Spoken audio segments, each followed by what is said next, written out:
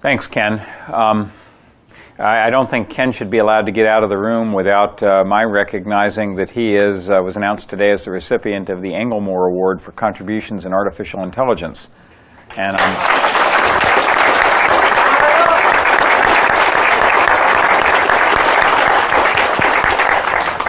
it's a very big deal in that field, possibly the biggest deal. And I'm very proud to have you on our NASA Advisory Council. Thanks for taking the time to do it for us. So,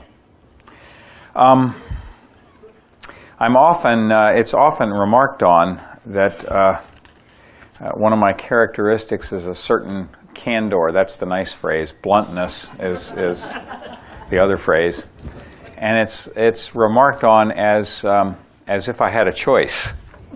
I don't really know how to do any differently, so I hope I will be interesting tonight, and that candor will not go over the line to bluntness, but I'll do my best. So I do want to I want to begin by thanking Ken for inviting me to be here tonight. This institute is a truly unique group. It tackles interdisciplinary issues of science and engineering that help to extend mankind's reach on many frontiers, including ours. The IHMC does a lot of work for NASA. And in fact, we at NASA deal with issues surrounding man-machine interfaces literally every day. Whether it's flying the International Space Station with a crew of 3 astronauts on board, trying to control and operate what is today a 3/4 million pound space station, and when it's done it will be a 1 million pound space station, or controlling more than 50 Earth and space science missions that are operating today in space, or developing new flight control algorithms and avionics for future aircraft, or building the next generation of space vehicles that we're working on today that will take Americans and our partners back to the moon, and then later on go even deeper into our solar system, to Mars. To carry out our mission, we have to understand the conditions that our machines will face and how they will behave under those conditions, because mission success, and indeed the lives of our astronauts, depend upon our machines and the technical acumen of the scientists and engineers who develop and operate them. I thought it was appropriate to speak tonight about the Hubble Space Telescope for a bit. One of the greatest machines that NASA or anyone else has ever built, and about our relationship with that machine and what it has taught us and taught me about our universe, and more importantly, ourselves. Now, this coming October, astronauts on board Space Shuttle Atlantis will rendezvous with Hubble to repair it and upgrade it for the 5th time in its nearly 2 decades of service. I think you all know that. It's hard to read a paper without knowing that we are going to do that. It was somewhat controversial at NASA when I came on board, and I settled that controversy. Now, when they leave, it'll be better than ever. It will be better, in fact, than anyone ever imagined that it might be. Back when I was working on the Hubble project 25 years ago, we never imagined that it would be what it is today or what it is going to be after this 5th servicing mission. And the story of this scientific and engineering marvel is one of bold vision and imagination and absolutely audacious risk-taking. But it's also a story of perseverance and ingenuity when, as sometimes happens, the risks that you take are not always successfully negotiated.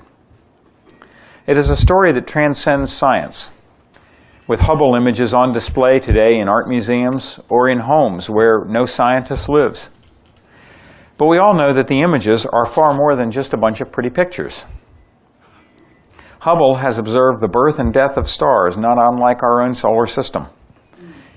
It has shown the collision of the comet Shoemaker-Levy 9 with the planet Jupiter, not unlike the asteroid collision 65 million years ago that wiped out the dinosaurs, which then roamed the Earth. It has peered through a tiny knothole in the night sky, deep into the early universe, finding thousands of galaxies where our own eyes would only see a patch of darkness. It has found that the galaxies in our universe are accelerating away from each other at a rate faster than any astrophysicist, including Edwin Hubble, ever predicted, allowing new insights into the birth and eventual fate of our universe while raising new mysteries about dark matter and dark energy, constituents of a universe that, in all humility, astrophysicists today must admit that we barely understand. Hubble has become a cultural icon, while at the same time remaining an instrument of fundamental scientific discovery. It is unique in human history in its ability to occupy a place of prominence in both art museums and scientific journals. The birth of the Hubble Space Telescope and its launch in April 1990 would not have caused anyone to envision this outcome. Indeed, Hubble's first images were unaccountably blurry. An analysis of its optical system revealed that a 2.3 micron error had been introduced in the grinding of its 2.4 meter primary mirror. Now, the width of an average human hair is about 80 microns. So the error was almost unimaginably small. But as many of you in this audience will understand because of your own professional backgrounds, it's a huge error in terms of the optical wavelengths that a telescope must manipulate if it is to function at all. So this mistake was devastating to the astronomical community. It was equally devastating to NASA's credibility. NASA was the brunt of jokes on late-night talk shows, with the Hubble being compared to the Titanic, the Hindenburg, and the Edsel. I see that most of you are old enough, as I am, to remember the Edsel. Now, I've said, I remarked once in a previous speech that we in the space business live by a creed of excellence or die without it. And that has happened. And with the Hubble, we faced a situation where this small error left unchecked called into question our ability to live by that creed. The jokes were cruel, leveling charges that NASA no longer had the right stuff, in Tom Wolfe's elegant and memorable phrase. While such talk unfairly denigrates the many dedicated engineers and scientists and technicians who work late into the night to maintain the high standard of almost all our endeavors, even the slightest error on such a highly visible project calls into question what happened, and above all else, who was to blame. So as an aside for a moment, maybe this Institute of Human Cognition, Human and Machine Cognition, should study this especially human trait, the tendency to kick those who are down. For me, it always calls to mind President Theodore Roosevelt's great speech, Citizenship in a Republic. You should Google it, with its famous excerpt about the man in the arena. Few of those offering criticism of the Hubble mistake were capable of understanding its nature or origin, or indeed anything else of how the Hubble was designed, or of the exacting tolerances to which it had to be built, or of the trade-offs that engineers face when deciding how to allocate scarce resources to multiple competing concerns. As someone who has served on numerous failure boards and has had to lead teams out of despair, I can only say that criticism from those who are both inept and uninvolved serves no useful function.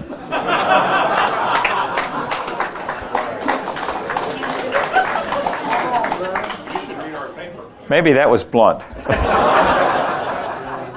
It cannot even make us feel worse about ourselves than we already do when we have failed. But it does seem to be a constant companion of bold endeavors. It is the dark side of human progress. A long career in the space business with way too many opportunities to observe this behavior has caused me to come to the belief that there is, or at least should be, such a thing as earning the right to hold an opinion. But I digress. In the aftermath of the Hubble debacle, some Washington policymakers called for an end to NASA altogether. But we don't cast aside human frailty when we venture into space. And wiser heads understood that reaching for the unknown requires the fortitude to deal with adversity.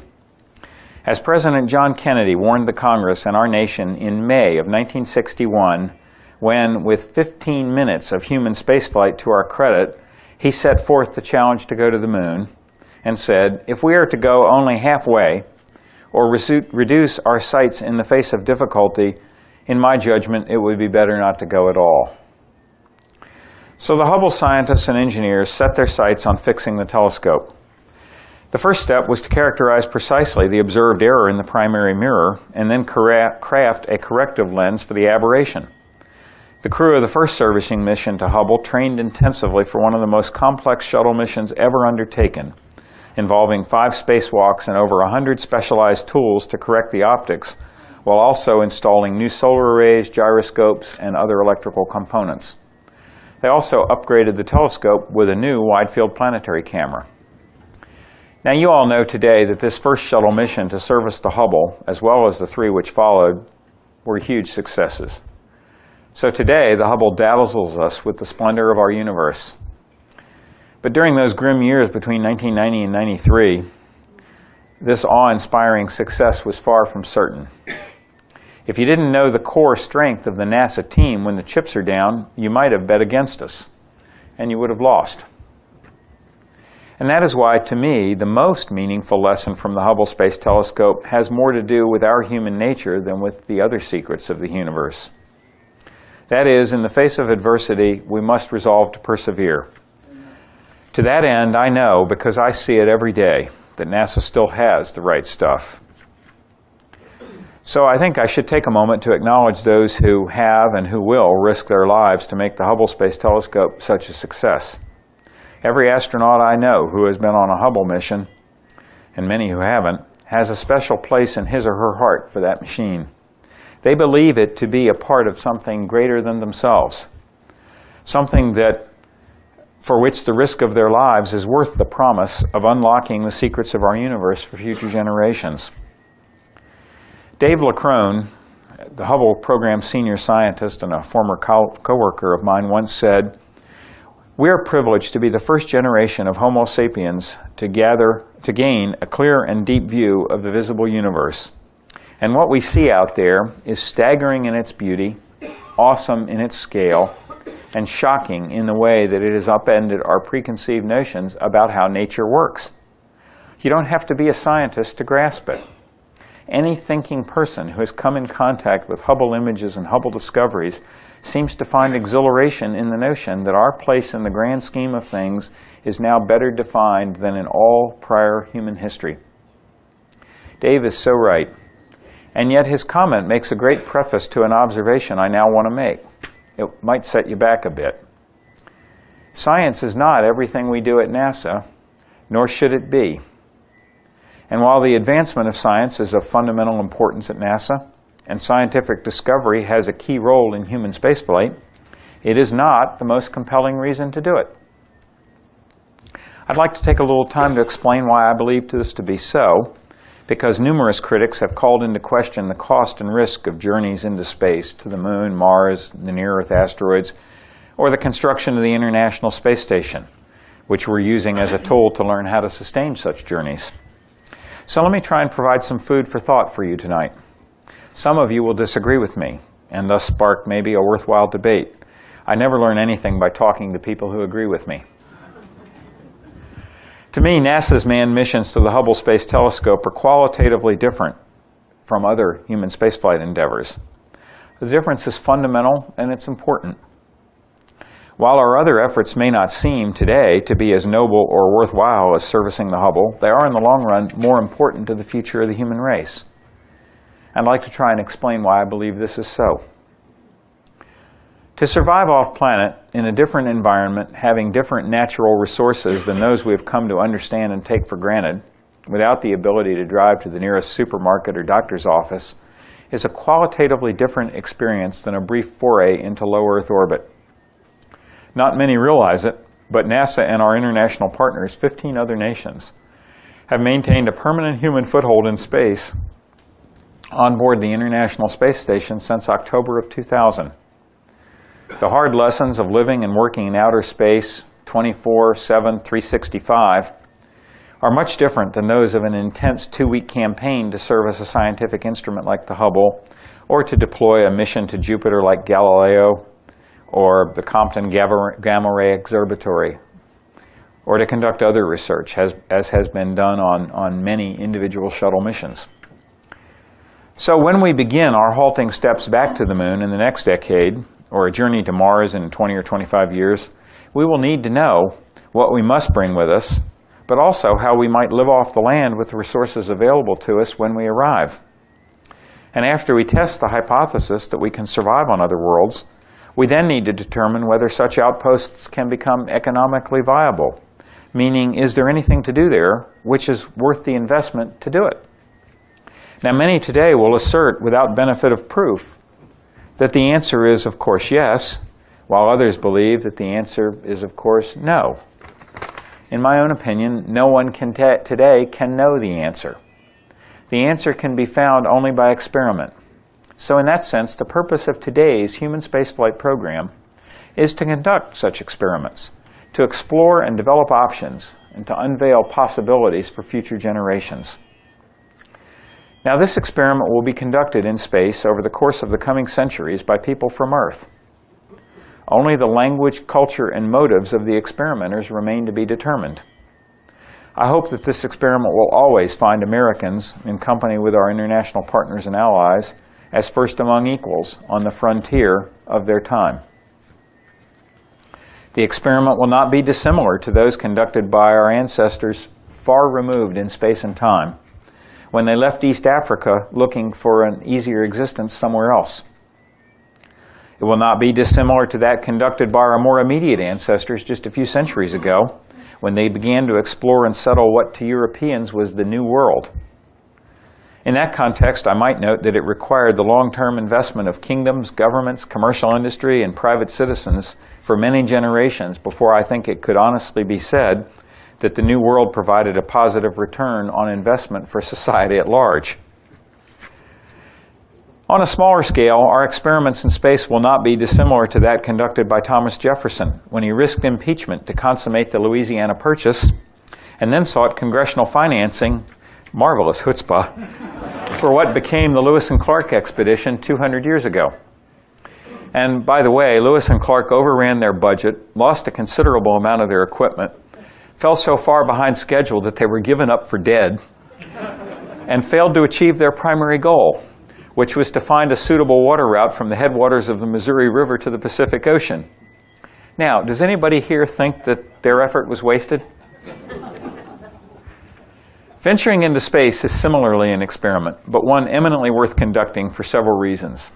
First, I strongly believe that there will be near-term benefits to science, technology, economics, and national security as we begin to incorporate the solar system into our sphere of influence, as science advisor Jack Marburger framed the issue a few years ago in a speech that I particularly liked. Now, I don't believe I need to dwell for this audience upon the benefits to human society of scientific advances. I'll say a few words. We are on the verge of developing a new paradigm, a new view of how the universe is constructed. The last time, a century ago, that such an experience was forced upon us was accomplished through the work of Albert Einstein and his elucidation of relativity and quantum mechanics. Today, these disciplines underpin much of modern technology, and they form the backdrop of physics against which new ideas are interpreted. What will be the implications of forming new theories to embrace the experimental finding that 96% of the mass energy of our universe is comprised of dark energy and dark matter, things we don't even pretend to understand? Everything you can see and feel around you is 4% of what exists. And until a few years ago, we didn't know anything about the other 96%. Regarding technology, what is the benefit to a society which learns how to do what no one else has ever done? No human activity is more demanding across a broader range of disciplines than space exploration, nor is there any which produces greater returns from its mastery. 2 generations and more ago, in what I consider to be the best speech he ever gave, President Kennedy said, quote, "We choose to go to the moon in this decade and do other things not because they are easy, but because they are hard. Because that goal will serve to organize and measure the best of our energies and skills." And he went on. Now, as a nation, we're still reaping the benefits of the Apollo investment, but they're coming to an end. America is no longer supreme in the world marketplace, not even in aerospace. It is time to move the goalposts, to define some new hard things, and to move outward again for precisely the reasons President Kennedy articulated so long ago. I also believe that a vigorous civil space program offers collateral benefits to national security.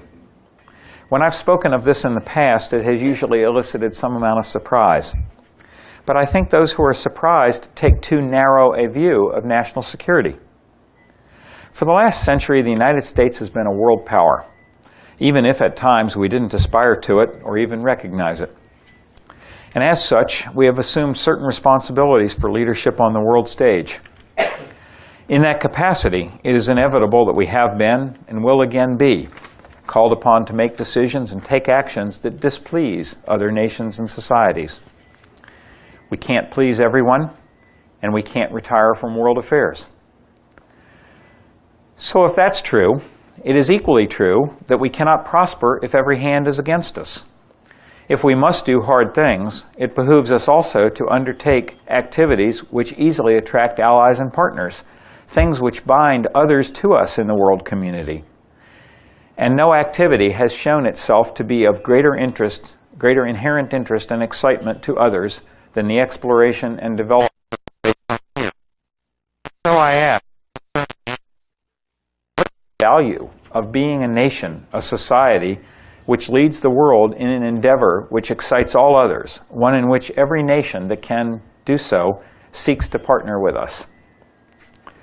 These are some of the specific benefits I see accruing to the nation which leads in the exploration of space. But I also believe that in the long term it will be important for the survival of the human race to inhabit planets other than the Earth. It will be in our interest to develop the technical capabilities to avoid the many cosmic collisions that we have now documented in the geological record. The comet Shoemaker-Levy 9, which struck Jupiter a few years back, consisted of at least 21 discernible fragments having diameters up to 2 kilometers. Even one such collision with the Earth would be devastating, and it doesn't have to be a dinosaur killer. An impact like the Tunguska event of 1908 could destroy the cultural and economic fabric of a nation if it were to land in a populated area instead of the Siberian wilderness. So I believe that the long-term survival, scientific discovery, economic benefit, and recognized leadership in great endeavors provide a worthwhile rationale for sustaining our nation's human spaceflight efforts. This and our endeavors in robotic science, Earth and space science, and our work in advanced aeronautics are purchased with an investment in NASA of 0.6% of the federal budget. 0.6%, about 15 cents a day. I spent more than that today on bubble gum, actually. I dropped 50 cents in a bubble gum machine when I was refueling my airplane on the way down here. So that was several days worth of my contribution to NASA. Now, if any of you happen to be average Americans, this figure will surprise you because polls reveal that the 50 percentile American, the average American, believes that NASA receives over 24% of the federal budget. That would be comparable to the Department of Defense. So just so you know. Now, my view is that our efforts in human spaceflight are, in actuality, far more meaningful than the flags and footprints rationale with which some critics of human spaceflight like to denigrate the Apollo program or future voyages to the Moon and Mars.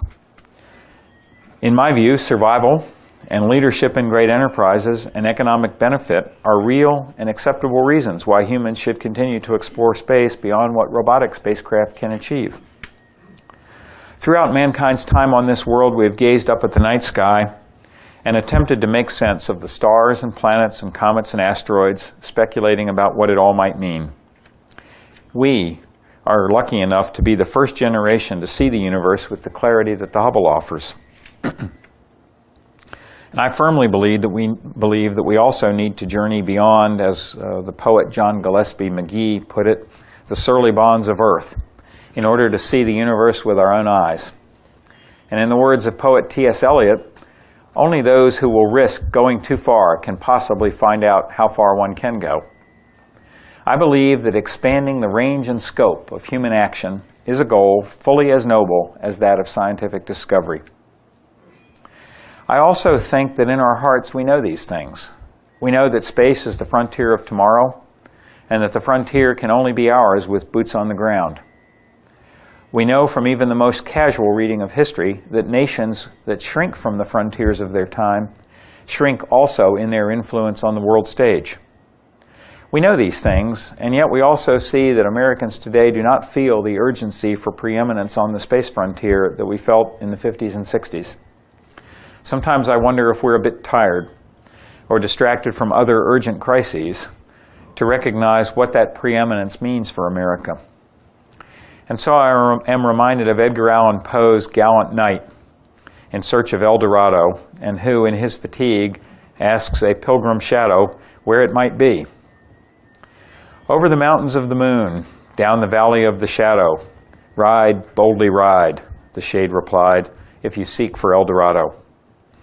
Sometimes there is just no rest for the weary. Thank you very much.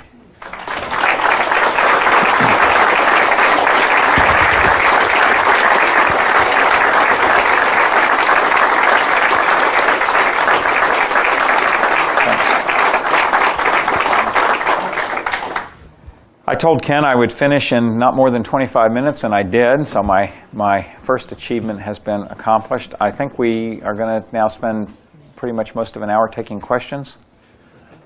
On the front row here, sir. And I'll try to move around the room. That will keep the microphone lady jumping, but... Harold Loesch, scientist. We hear a lot about UFOs. Some people are saying they're from outer space, and I think that's rather ridiculous. I think it's impossible. What is your opinion on that? Well, we used to keep all of our aliens in Area 51, but all the notoriety in the press was causing so much foot traffic through the area that they weren't able to get their work done, and so we had to move them to a new location. No, I have no evidence at all that I have ever seen or has ever been presented to me to say that, I mean, there are unidentified flying objects, which literally means we can't identify them. But I have no evidence that they're from... Space, yeah, but not from human, right. Intelligent life. Right. Sir, right behind the lady with the microphone. My name is Jack Dunn. I spent 10 years of my life working on the Hubble for Lockheed Missiles and Space Company. It's a gift that keeps on giving. And thank God you, not your predecessor, is making decisions about keeping it alive. Well, thank you. I mean, you know, my predecessor made the decision he made in the time period right after the loss of Columbia, and I think it was very understandable why that decision was taken as it was. And I was very clear at the time that we announced that we would do a Hubble servicing mission that it had taken us 18 months of hard work to figure out a way to be certain that we could do it without unduly risking another astronaut crew. Because in the Hubble orbit, they don't have the opportunity to go to the station if something goes wrong with the shuttle. And so we worked very hard to remove some risk. So while I can understand that why the prior decision was done, I am glad that we pushed hard on it. So perseverance again. Sir. Thank you. You hear a lot generally in government about the demographics of so many people, if you don't mind me saying so, your age, who might be at some point in time leaving NASA. Is there in your view, troops, if you will, in their 20s, 30s, and 40s who have the same gumption that you had at that point? Well, I think the thing you want to do is recognize that the gentleman is making the point that the demographics of the aerospace industry, because of the Apollo and defense buildup in the 60s, 50s, 60s, early 70s, brought a lot of young people into the business back then, and then aerospace went through the doldrums in the 70s and 80s, and then it came back up again. And so we have a kind of a classic double hump curve of we have a good number of young people and a good number of old people and not a lot in the middle. And so within the next 5 or 6 years, a very large number of us will be, retiring from the space business. It's a challenge and an opportunity. The challenge is that an awful lot of what makes things work can't be written down in books. I wrote a book. I know that you can't write it all down in a book. And so that is the kind of lore which is passed on from master to apprentice. And so when the older folks retire, the opportunity to pass that knowledge on is lost. And so we need to make sure that we do the best job of it we can while we can. At the same time, I'm in awe of the kids coming out of school today. I mean, they come out knowing stuff that I haven't yet learned, or if I knew it, it took me years to get to it. And that's what we call progress. I mean, we want that to be the case. I don't want to be able to make any other statement than the fact that I'm in awe of the young kids coming out of school today.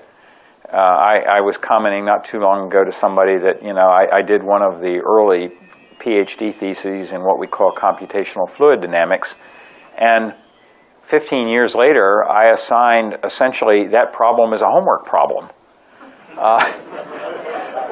which is embarrassing, except for the fact that if you look at it the right way, that's the kind of thing you want to be able to say came true, that something that was once at the state of the art is now a homework problem. And so, I mean, that's what we want. So, when we lose a lot of older folks from the space business, we will lose a lot of knowledge, but we'll also gain an opportunity to bring a lot of bright young kids on. And boy, I tell you, when I talk to them, these young men and women are just gung-ho. So I'm thrilled with the opportunity. We got a great future ahead of us as long as we do good things. Sir. And then over there on the right, so you can start walking. Thank you for coming to Pensacola. Welcome. Well, you're welcome. About 4 months ago, Ben Stein released this documentary concerning Expelled, No Intelligence Allowed. And it showed in a remarkable fashion the disdain and contempt many remarkably brilliant scientists had for intelligent design or even the mention of God in study. Now that we know that 96% of the universe is matter or just raw energy, which could be God or source, do you think there's a possibility that what you're doing with future space exploration and future academic advancement will make science more God-friendly or spirit-friendly? I don't know, sir. I just don't know. I know many scientists who are deeply religious, many engineers who are deeply religious, and I know many others who are not. And, whenever I get these kinds of questions or topics, I mean, they're deeply engaging. But the thing that I draw from it is I'm glad we live in a place where people are entitled to have different opinions on things like that and not go to war with one another over it, because I don't think any of us knows the answer, or at least I'm sure I don't know the answer. Thank you. Oh, thank you. Yes, sir. Well, thanks for coming to the Cradle of Naval Aviation, Pensacola, Florida.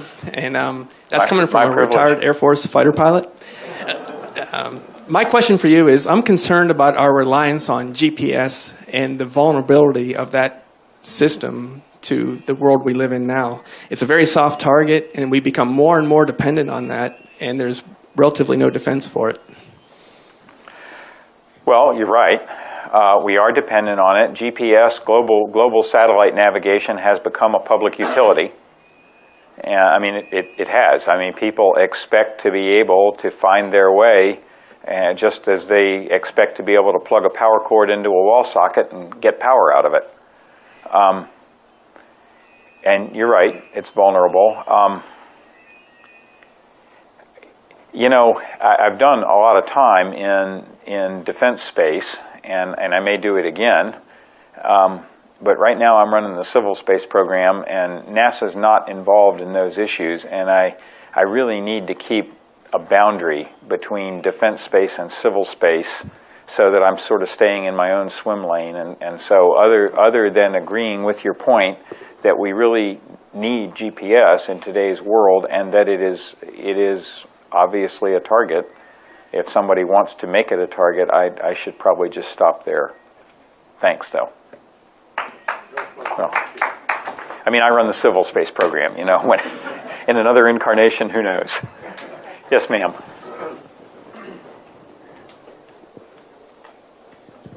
Thank you, Mr. Griffin. I'm Victoria Glass from Pensacola High School, and my question for you is, this summer I visited the Air Force Research Laboratory Starfire Optical Range out at Kirkland Air Force Base. Yeah, I used to fund that when I was doing defense space. And they had mentioned about how the Hubble telescope was made to avoid the atmospheric turbulence with pictures, and I was wondering if you could tell me a little bit more about that for my science fair project. You mean atmospheric turbulence or correcting for it with the Starfire optical range? Whatever you think would be best.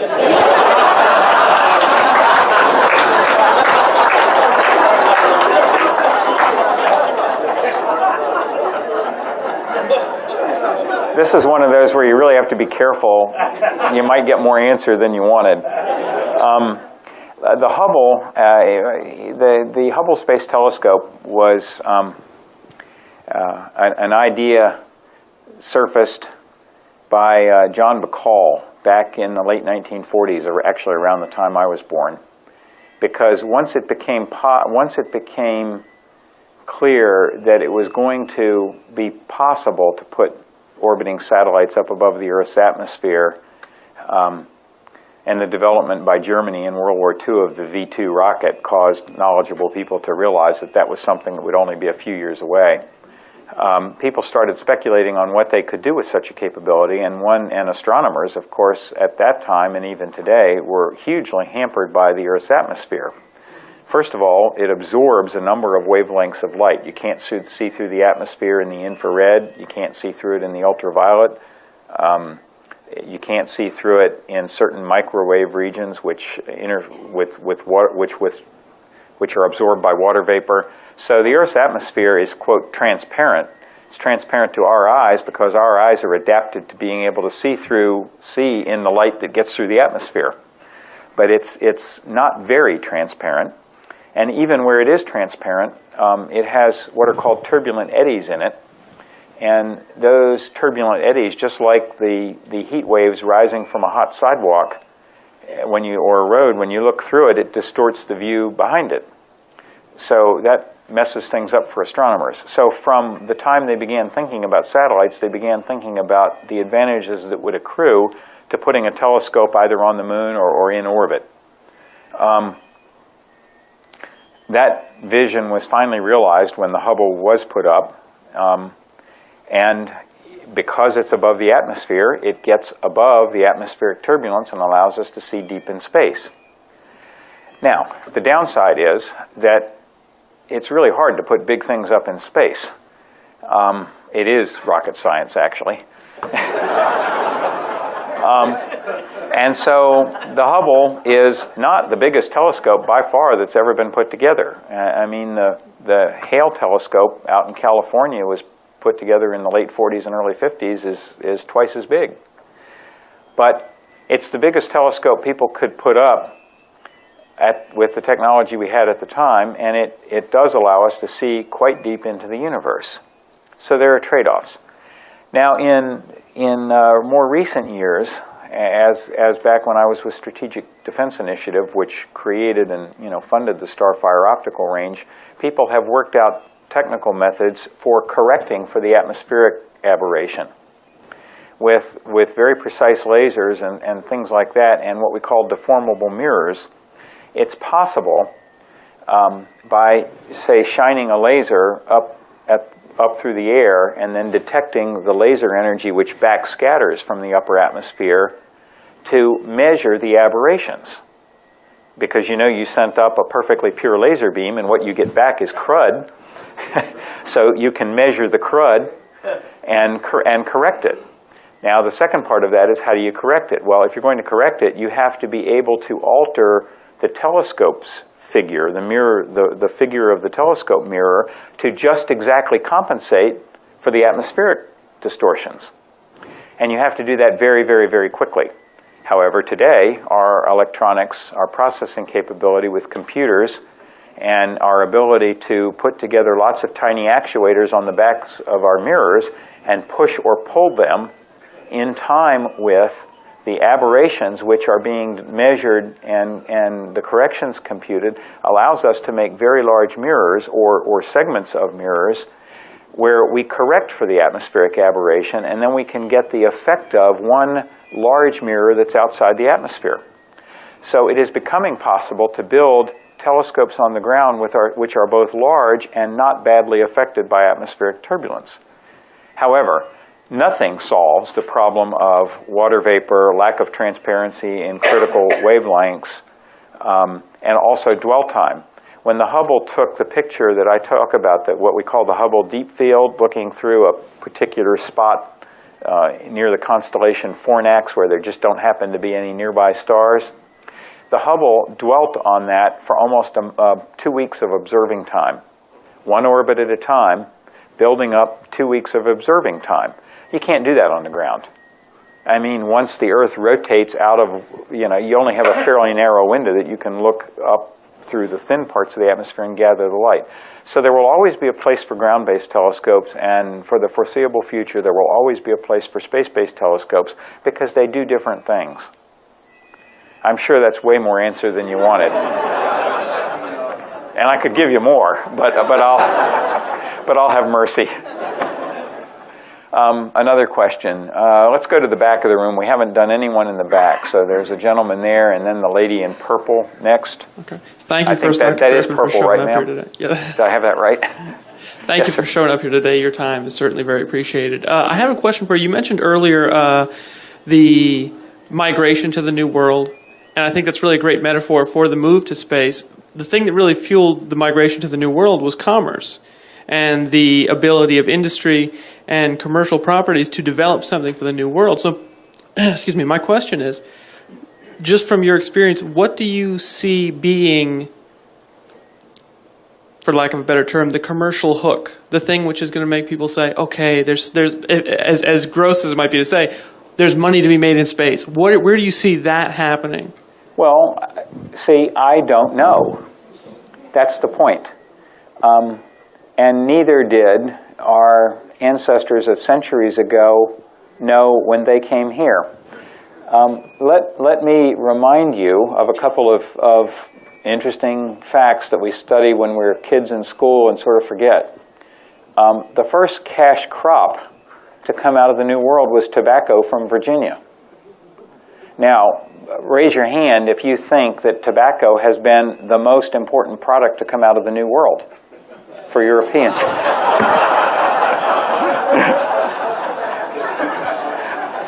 So I don't think tobacco is the most important product to come out of the New World. So we don't know ahead of time. Now I'll make another point.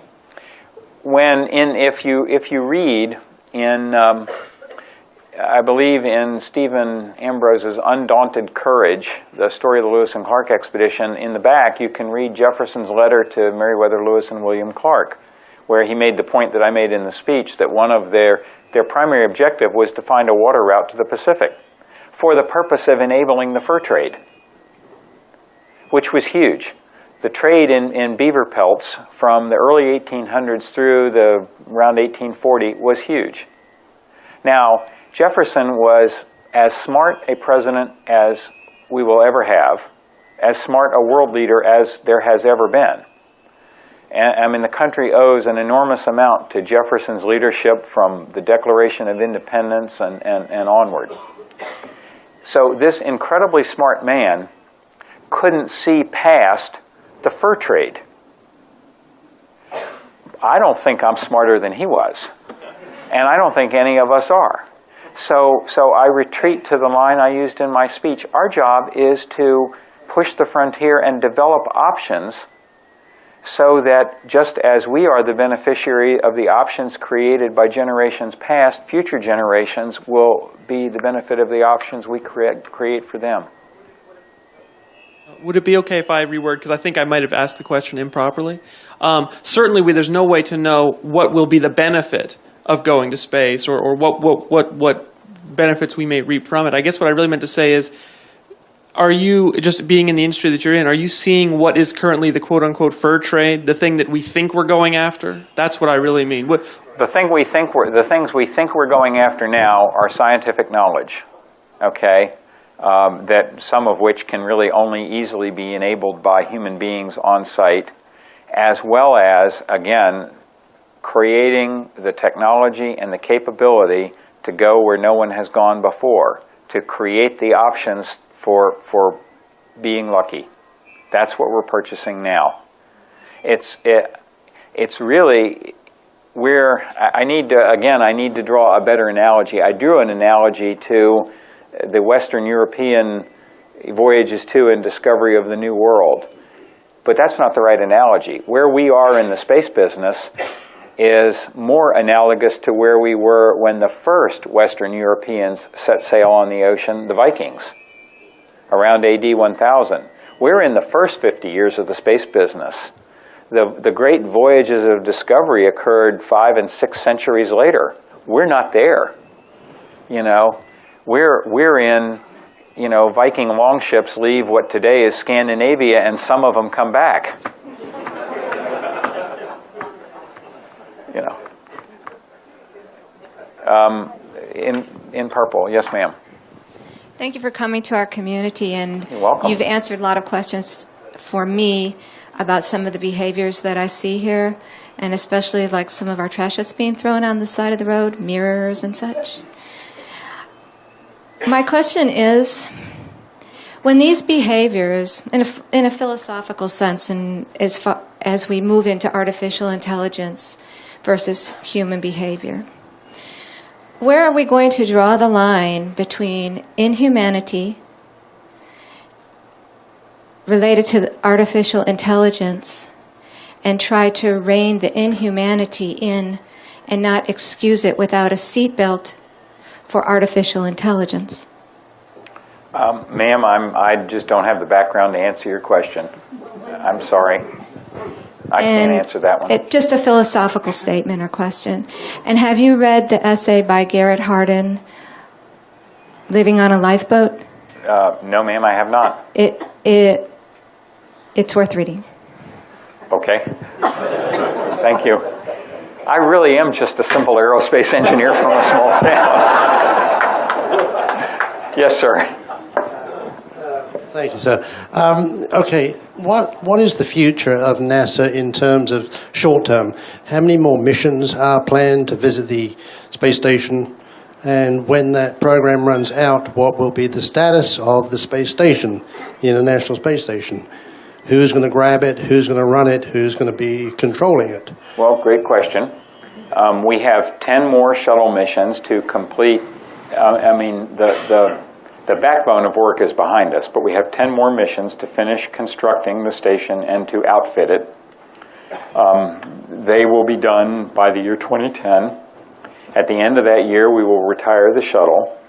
And then we are now in the business of crafting replacements for the shuttle in terms of the ability to put people and cargo in orbit.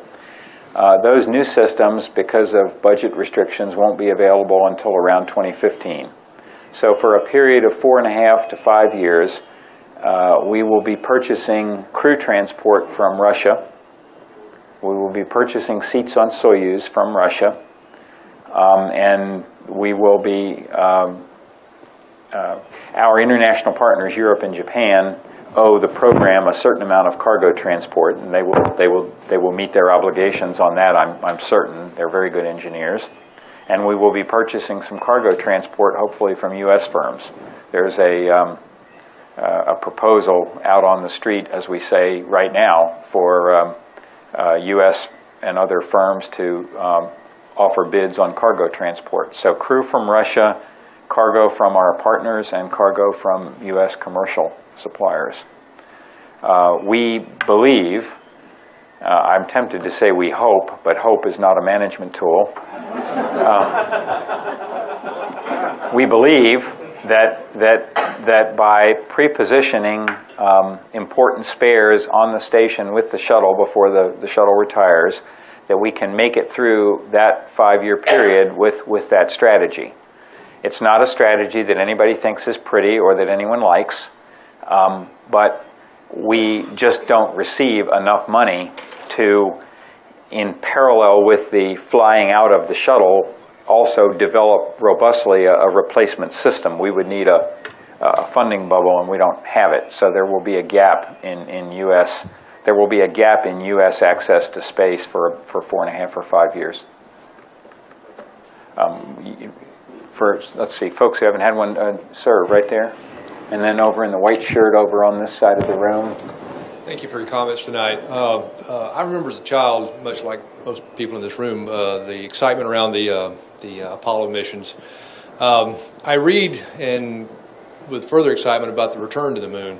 Could I get your comments on that mission? And I guess your answer to some criticism that sort of been there, done that debate that one can read. Appreciate your comments on our return to the moon. Well, we are returning to the moon. It will be in the next decade.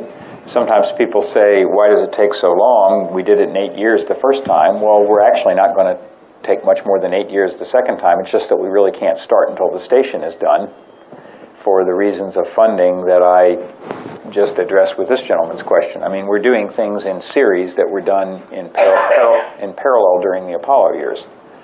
And that just takes more time. With regard to been there and done that, well, not really. When we returned to the moon, and here's an analogy that I use a lot. Human beings first made it to the South Pole in 1912. Norwegians actually made it first. Then Admiral Byrd, landed an airplane there sometime in the 1930s, and that was interesting, but it wasn't very sustainable. And then nobody went again until the 1950s.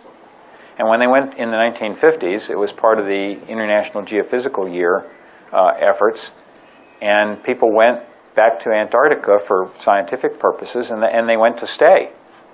And the Antarctic now has been continuously occupied on a multinational basis for 50 years. And the outposts in Antarctica that started with Quonset huts have grown, and now they really have the status of small towns. And people, scientists and engineers, in many cases, will winter over. They live there for extended tours of duty. We're going to be doing that at the moon. In 12 or 13 years, we'll have a small lunar outpost, and it will be capable of being permanently manned, and I think it will grow from there. So it's not been there, done that, and I believe that such an outpost will be sustained as long as it returns scientific value for the money. Even more than that, though, a lot of people say, well, we've been to the moon and we didn't find anything all that interesting. I mean, I disagree with that, but because I've found it to be quite interesting, but I get a particular chuckle out of that one. Our total human time on the moon consists of less than 1 man-month. With all the 12 people who have been there and the explorations they've conducted, their time on target was less than a man-month. And the moon has a surface area the size of Africa.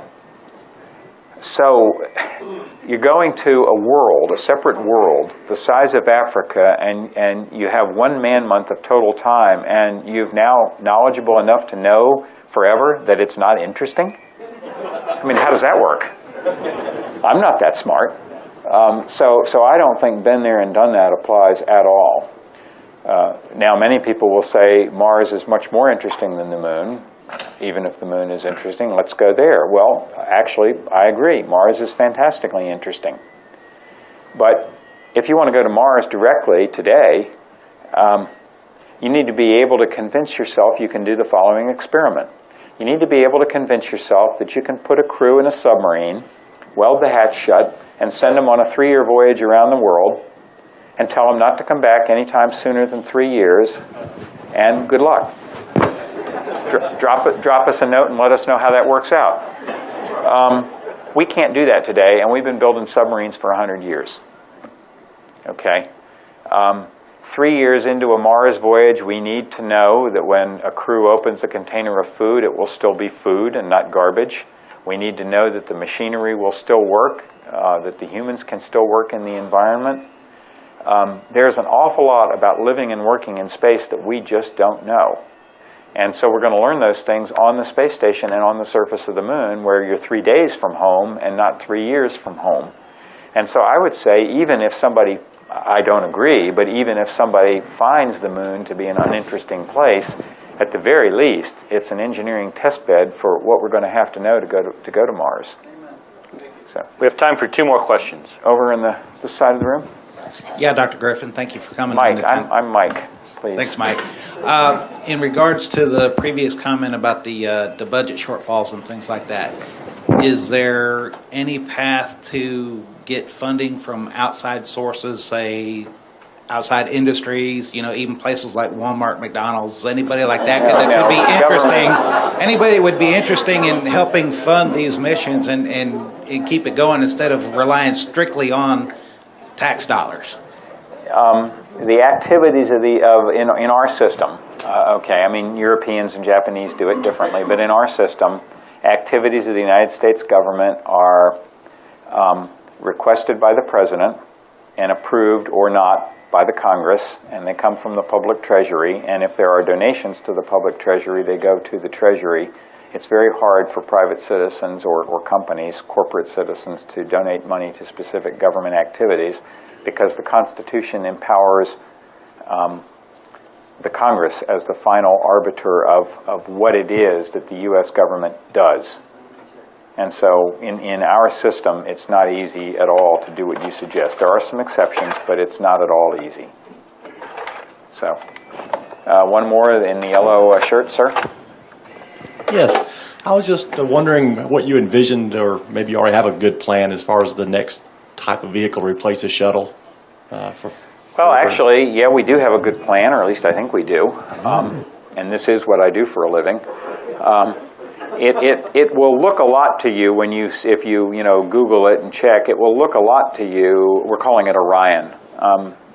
It'll look a lot to you like an Apollo spacecraft. If you don't notice the fact that it's more than twice as big inside and carries 6 people instead of 3 and some things like that. It looks a lot like an Apollo spacecraft because it must be able to go to the moon and return, and then later it must be able to be a crew entry vehicle for coming home from Mars. And when you're entering the atmosphere at high speed, there are only certain shapes that will work. Wings don't cut it with the material technology that we possess today as human beings.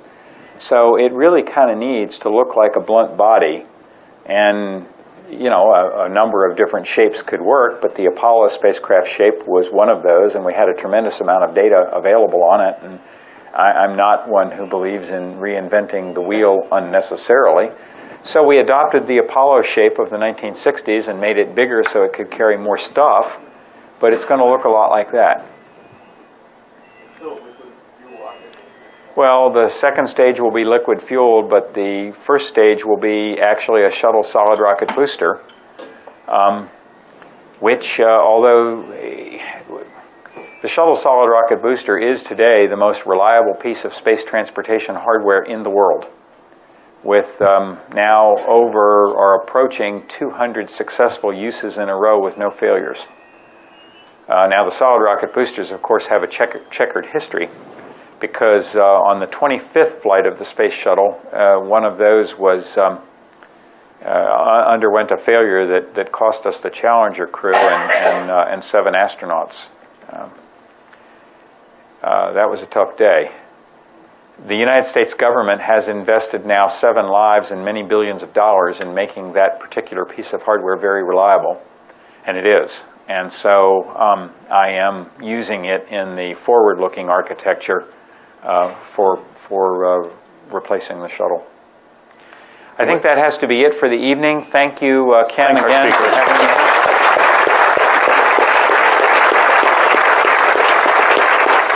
It's flying the International Space Station with a crew of 3 astronauts on board, trying to control and operate what is today a 3/4 million pound space station, and when it's done it will be a 1 million pound space station. Or controlling more than 50 Earth and space science missions that are operating today in space. Or developing new flight control algorithms and avionics for future aircraft. Or building the next generation of space vehicles that we're working on today that will take Americans and our partners back to the moon, and then later on go even deeper into our solar system, to Mars. To carry out our mission, we have to understand the conditions that our machines will face and how they will behave under those conditions. Because mission success, and indeed the lives of our astronauts, depend upon our machines and the technical acumen of the scientists and engineers who develop and operate them. I thought it was appropriate to speak tonight about the Hubble Space Telescope for a bit. One of the greatest machines that NASA or anyone else has ever built, and about our relationship with that machine and what it has taught us and taught me about our universe, and more importantly, ourselves. Now, this coming October, astronauts on board Space Shuttle Atlantis will rendezvous with Hubble to repair it and upgrade it for the 5th time in its nearly 2 decades of service. I think you all know that. It's hard to read a paper without knowing that we are going to do that. It was somewhat controversial at NASA when I came on board, and I settled that controversy. Now, when they leave, it'll be better than ever. It will be better, in fact, than anyone ever imagined that it might be. Back when I would study this especially human trait, the tendency to kick those who are down. For me, it always calls to mind President Theodore Roosevelt's great speech, Citizenship in a Republic. You should Google it, with its famous excerpt about the man in the arena. Few of those offering criticism of the Hubble mistake were capable of understanding its nature or origin, or indeed anything else of how the Hubble was designed, or of the exacting tolerances to which it had to be built, or of the trade-offs that engineers face when deciding how to allocate scarce resources to multiple competing concerns. As someone who has served on numerous failure boards and has had to lead teams out of despair, I can only say that criticism from those who are both inept and uninvolved serves no useful function.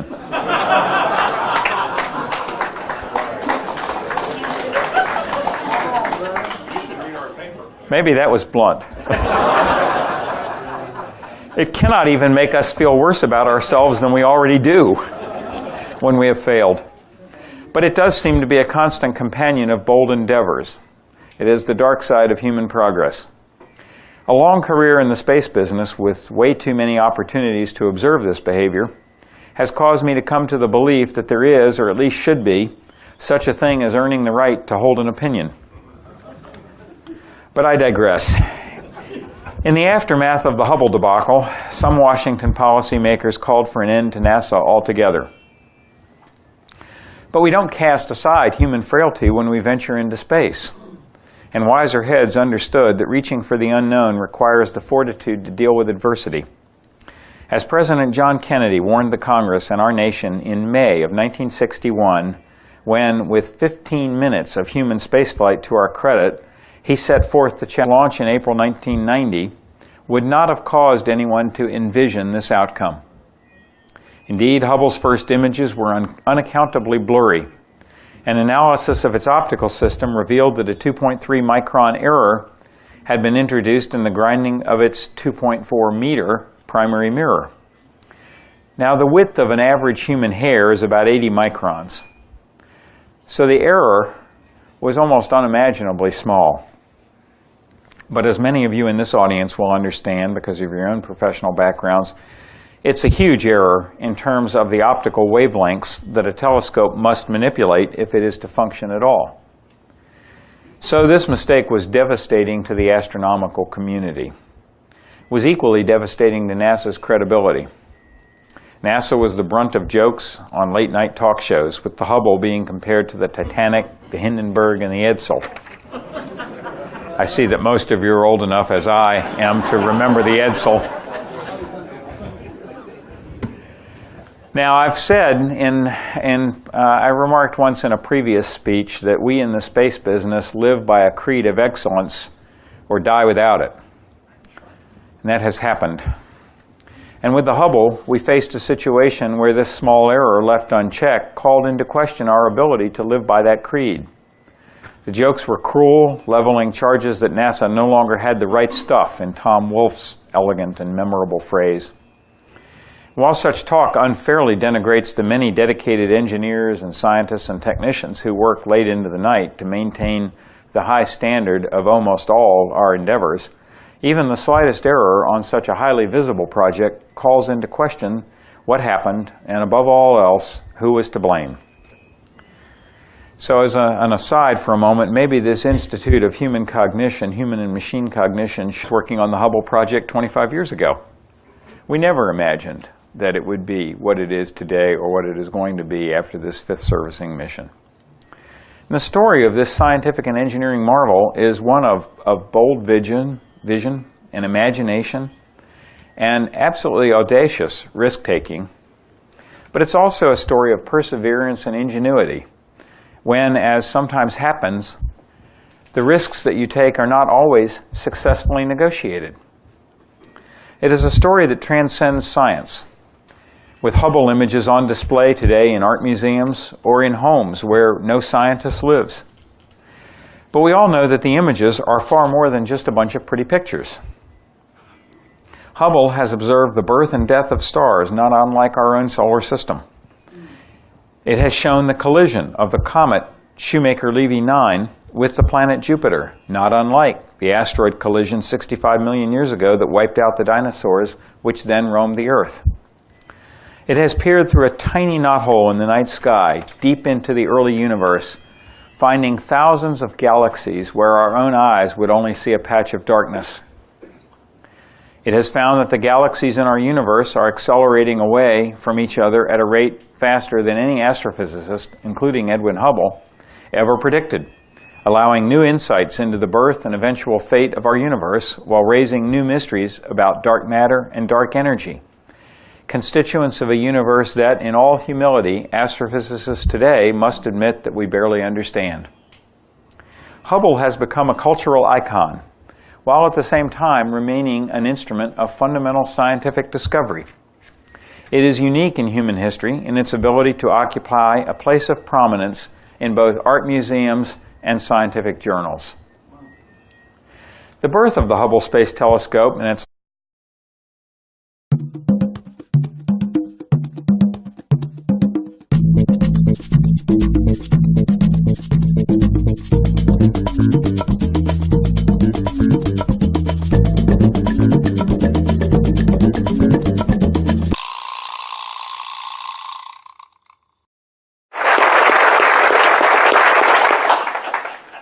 Thanks, Ken.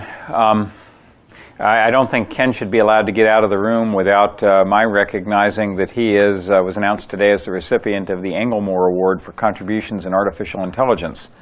And